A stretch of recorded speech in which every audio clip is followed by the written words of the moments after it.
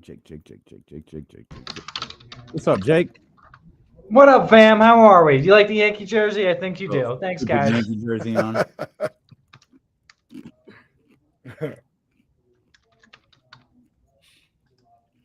How are you all doing? Good, man. How are you? I was sweating last night. Sweating. It was I looking can, bleak, man. It was it looking was like looking bad. You could look at my tweets from last night. All right, my tweets went from I think around like 6 o'clock. I said the Yankees are cooked, and then like 3 hours later, it was like, oh no, we're good. Oh, it's how good. do you feel? How do you feel? You think it's gonna happen? Game 5, baby, tonight. It's gonna force Game 5. We're gonna be good. All will be good. Not worried at all. Not worried one bit. I'm gonna I tweet think they'll this win thing tonight out for you too. guys real quick. These think they'll win commercial tonight, too. breaks are pissing me off.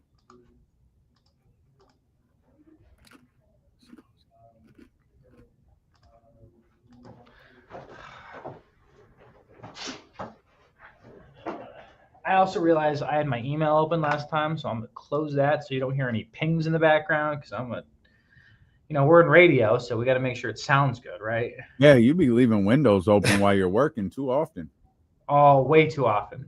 Way too often. You guys see the stray I caught from Tony Lopez last I night? did see. I did. That's funny. It's a good little callback. I sat there and I was like, oh, that's great. That's great. That Fenty stuff is fire. That's It a was. good. That's a good look. I think we need to have like a show at one time if we want to. A segment of a tell-all segment of what exactly happened that day. Well, Love it doesn't yeah. bother us. Like I'd make sure it was all right with. We should do it the like people the who signed the check. anniversary. We should do the anniversary. So like start of next year when it actually happened. 1 year to the date. Hang on, Jake. We're coming back right here. I think that's a great idea.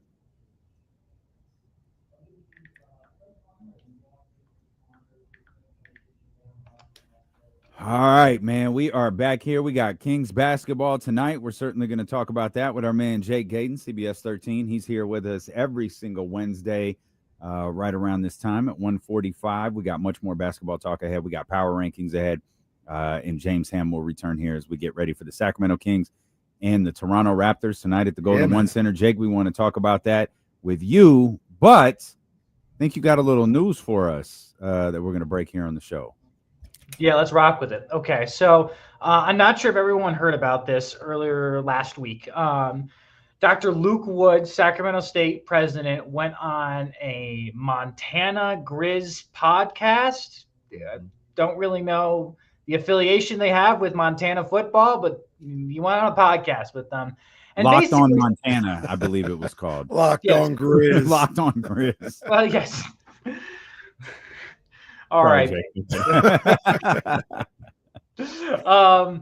And basically said that he would that it's guaranteed basically that Sac State is going to be in a FBS conference next year or is very close to it.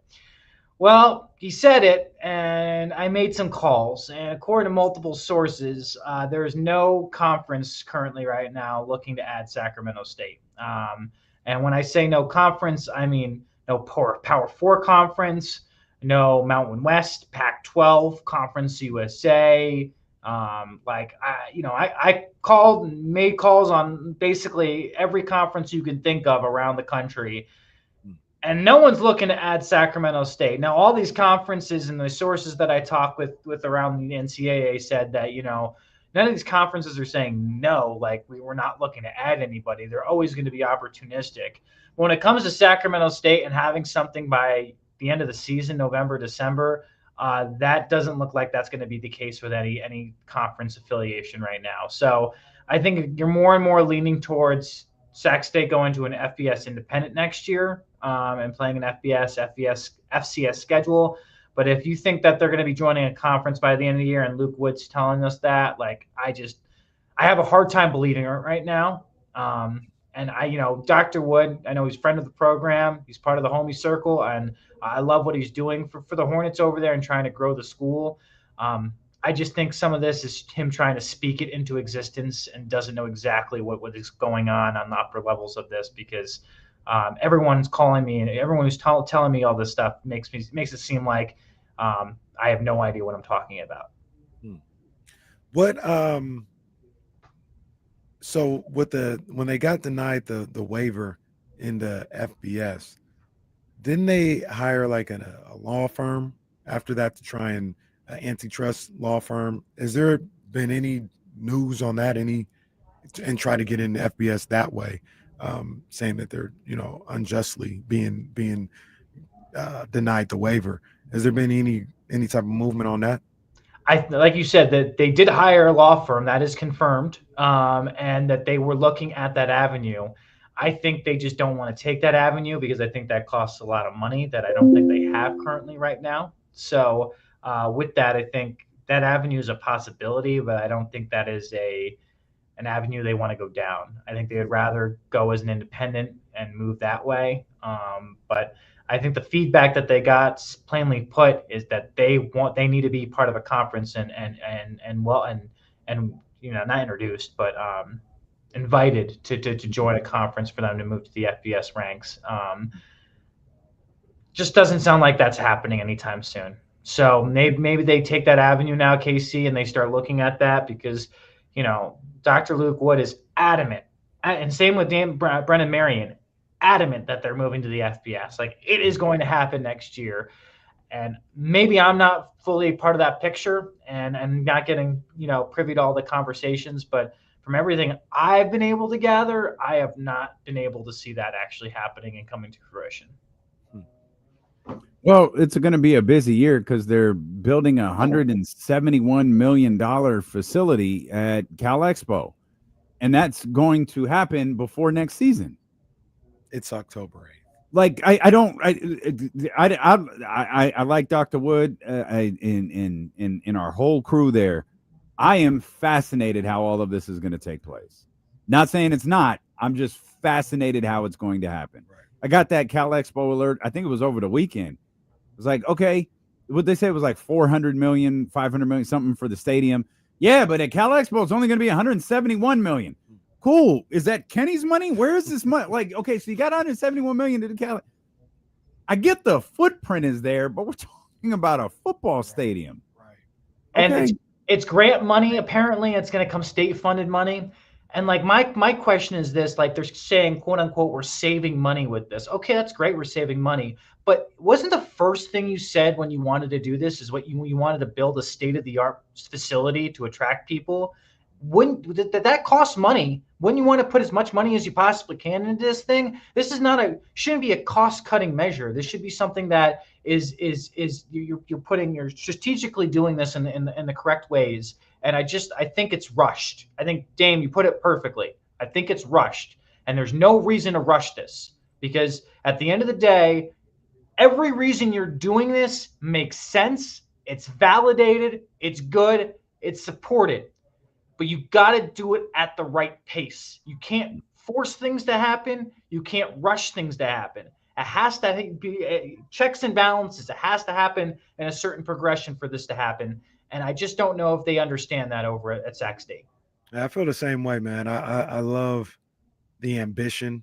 I love the vision of everything Dr. Luke Wood and AD Marcor have for Sac State. I would just say, like, it doesn't all have to happen tomorrow. Like, it doesn't have to. You just want it to be right. Like, that's it. You just want it to be right, sustainable, and something that's going to last and you can grow with. And if that means you go to Cal Expo in 3 years because you want to build, like, not modular seating, but like a real stadium over there, that's fine. Do it and have it there in 3 years. Like, it's okay. It doesn't have to happen in 2026. Like, it really doesn't. So that would be my thing. Just like you said, Jake, is it doesn't have to be a rush. We just want to get this right. I think Cal Expo, obviously you want something on campus, but I think Cal Expo is a great idea. I think for a lot of different reasons, whether you talk about space, whether you talk about being able to actually get the money, it's probably easier going through Cal Expo than it is trying to get it privately funded. Like, it all makes sense in that respect. Cool. Just make sure you're handling it the right way and you're getting it taken care of where you don't have to go back and add another $150 million in 10 years because now you want to build something differently. Like, just take your time. It's okay. Are we build like the Republican Sac State can never play on the same day, right? No, and that was explored. I think that they'll be gone from Cal Expo in not next year. No. Yeah, I don't know how next year. You're gonna have to. Okay, you guys get this Saturday, and this Saturday. We get this one, and this one. Well, otherwise you're gonna have to park at Macy's. I can't be real with you. That field at Cal Expo, Heart Health Park. I don't know if you guys weren't out. Casey, you were out there on Saturday. Dame was there too. He was right there. There. Dame didn't put it on social media then. And no, I was there, and I think you were there, right? Because I'm pretty sure Katie said, "Hey, there's Jake," but you were walking up the stairs. I see how it is. You don't say what's good to your homeboy. Okay, all right. No text. Well, I don't message, no nothing. Hey, Jake! Me, Jake. Oh, and then what? That's the East Coast thing to do, Dave. Okay. The East Coast thing to do. No, I just don't think that field could take any more than it already has. It's not in great shape. It's just not great shape. You play football on there and play soccer on there. Good luck. All right. Moving on. The Golden One Center is a beautiful facility, and it is fully equipped to play professional basketball, and that begins tonight, even in preseason form. How do you feel? You've been around this team for a week and a half now through media day and training camp. How are you feeling about tonight's game against the Raptors? I'm just excited and kind of intrigued. I think there's two things I'm looking at. First, Dennis Schroeder, he has been raved about. I mean, raved about in the first week and a half. And just the presence he brings to the offense, the command, the leadership, the accountability. I'm excited to see what a true point guard looks like with this team. And when I say with this team, I mean not with prior to when De'Aaron was here. I mean with Debo, with Zach, with the new form Kings. That was the second half of last year where you didn't have a point guard. I am intrigued to see what it looks like with a true point guard and see how it looks coming all together, because everything they've said is like, man, this is the piece that we were missing, the professional that we were missing. He's the floor general, the quarterback, whatever you want to call it, that is going to be a key to how this offense runs. And honestly, the head of the snake when it comes to the defensive side of the ball and picking up 94 feet. The other thing I'm looking at is how advanced is Maxime Reynaud when it comes to the backup center. I am extremely impressed by his skill set. I am intrigued to see how much he can deal with the physicality of the NBA, because if he has everything that I think he does and can withstand the physicality, like I think he's the backup center, not only of the future, but of this year. Like I think Drew Eubanks is great, don't get me wrong, but those are the two things I am looking at to see if Reynaud can stay and physically play with the big boys of the NBA, or if he's going to be punked around. Because if not, he has every skill set on the offensive end to be filthy and just be a plug-and-play player for when Domas is out. Has a better shot. His passing ability is there. He can rebound, and his finessing around the basket has been on display for us for the past couple of days. So I am very intrigued on those two fronts heading into the night. But curiosity, that's the key for everything. I'm just very curious of how it all comes together. And look, I know it's important. I get it. I remember the discussions we had about Mason Plumlee. Oh, God. Right? The Lord and Savior. Yes. Yeah. And I saw what JV did when he came to the Kings last year, a.k.a. the Nasty Boy. Wasn't going to say that. The old Nasty Boy, because we got a new Nasty Boy with Dennis Schroeder. Please stop. I like that backup center that they get. That's valuable. I still say, why not give Maxime the opportunity? Mm-hmm. Why not? Like, it's not the biggest thing in the world if for his 4 minutes he's not up to par right away. Like, why not? See what you got. He's Let going to be him. better than Alex Len. He will be better than Alex Len. I'm sorry, Alex. Yeah, why not? And there are concerns that I have about his game. We talk about it, Dame, where his physicality. Can he stand up to the physicality of the league? I want to see him rebound better for being 7'2".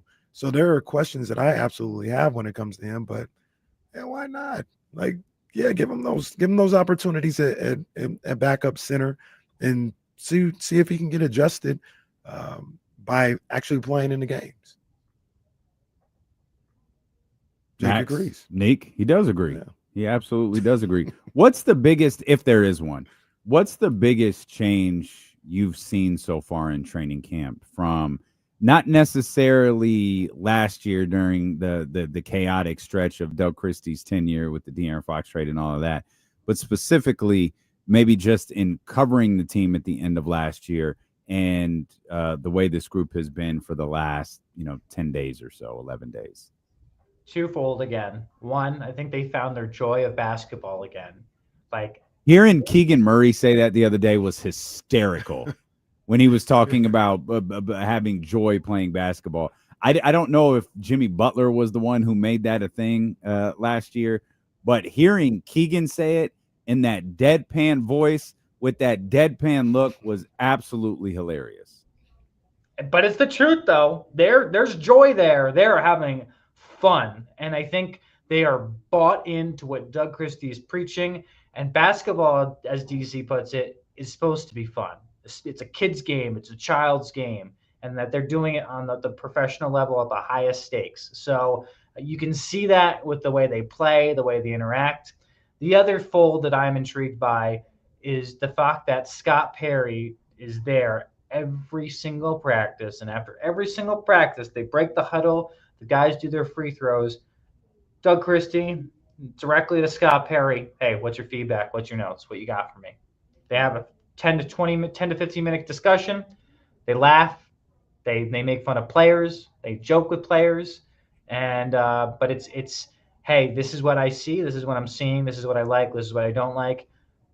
Very, very good relationship. And I think that's something you did not see at all last year. The amount of times I saw Monty McNair at a practice where I can count on one hand.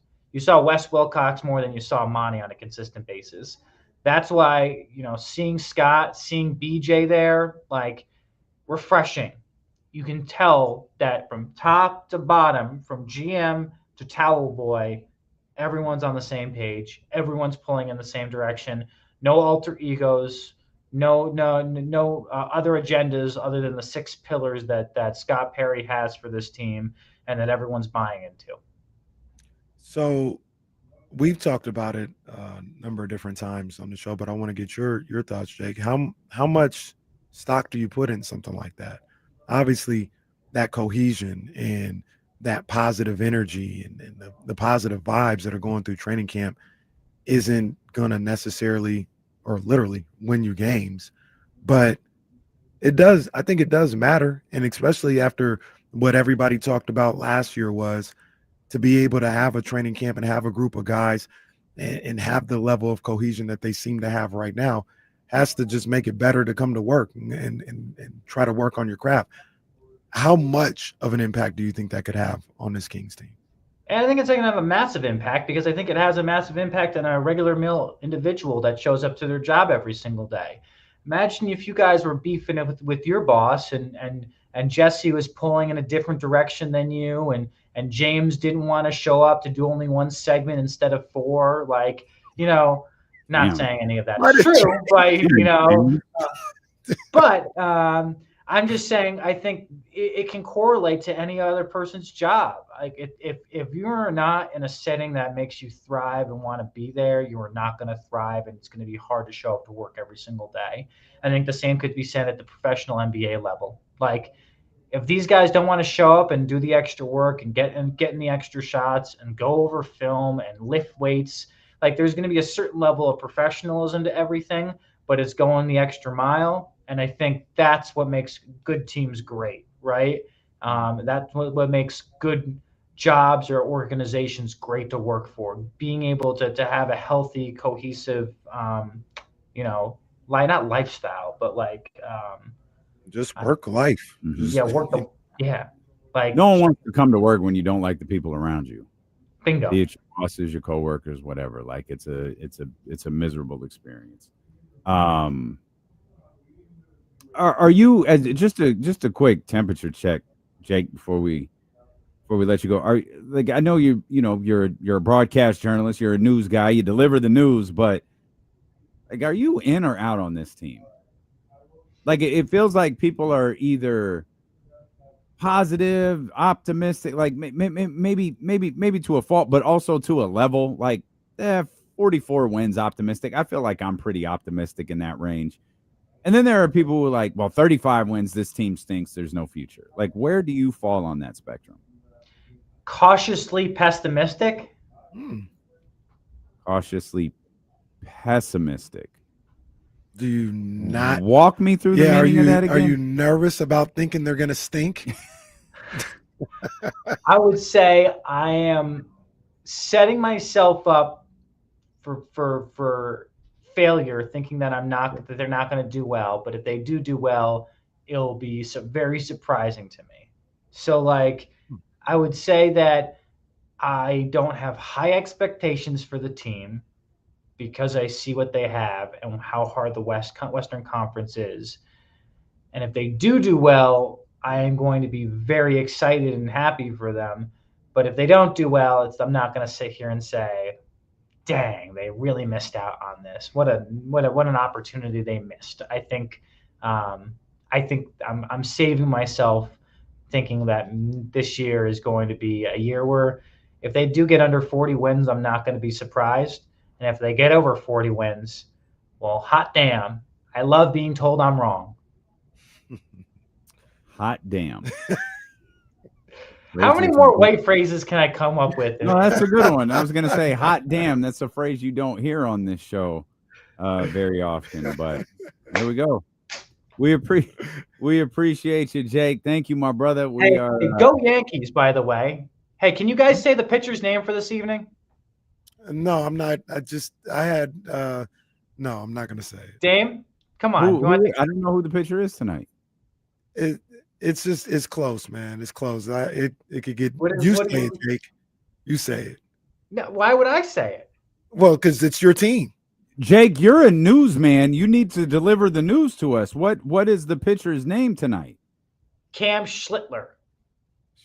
That was close. Yeah, that's close. It's close. He's going to throw gas tonight. 7 innings, no hit ball. Get ready for Game 5 in Toronto on Friday, baby. More or less 9.5 strikeouts from him tonight. 9.5. I would say 12 in his last outing against the. I would say less. I think the line is at 8 right now, and I was going to go 8.5, 9. So if it goes 8.5, I would pick the over. I think it's closer to 8 and 9 tonight. It's a good line though. I'm hoping to see a Game 5. That's good drama right there. I need that. And if the Dodgers sweep tonight, we called over. It's tied now. Well, it is. What's the Mariners score right now?